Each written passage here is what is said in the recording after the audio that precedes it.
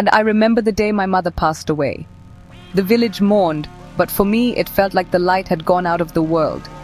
My father and uncles, set in their old ways, saw little value in educating a girl. She'll only get married and leave, they'd say.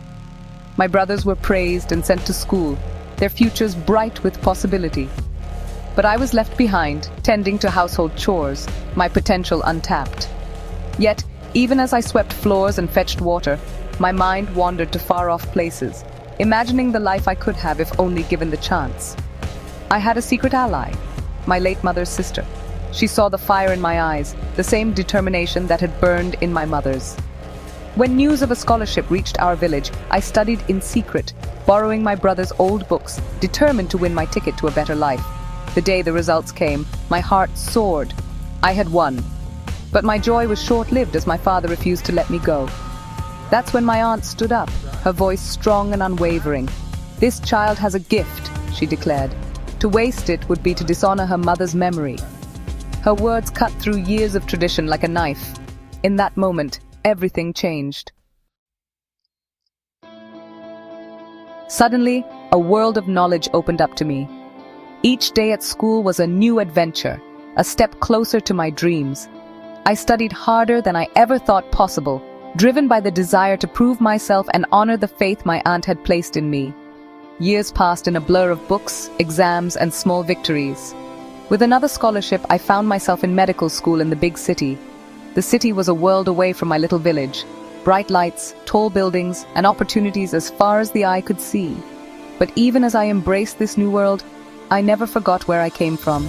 The memory of my village gave me strength on the toughest days. My brothers, who never went to university, struggled in the same poverty I had left behind. The irony was not lost on any of us. My family, once dismissive, now looked at me with a mix of pride and shame. My father's eyes, once hard with disapproval, now shimmered with unshed tears.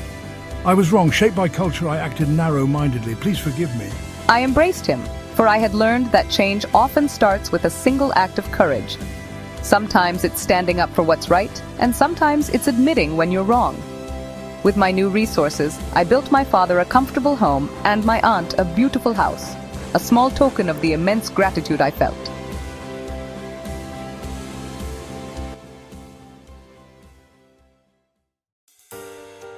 But my work wasn't done. I set up a clinic in the village, determined to give back to the community that had shaped me. As word spread of a girl from the village becoming a doctor, I saw change ripple through our community. Fathers began to look at their daughters differently. Now, as I walk through the village, I see young girls looking at me with hope in their eyes. I see futures reimagined and dreams taking flight. And I know that my story is just the beginning of a new chapter for our community. A chapter where every child, regardless of gender, has the chance to reach for the stars. For in the end, it's not just about one person's success. It's about lifting each other up, about recognizing the potential in every child. Looking out at the village that raised me, I am filled with hope for the future. Because now I know that even the smallest light can dispel the darkest shadows.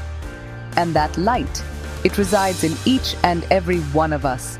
Never underestimate or look down on anyone.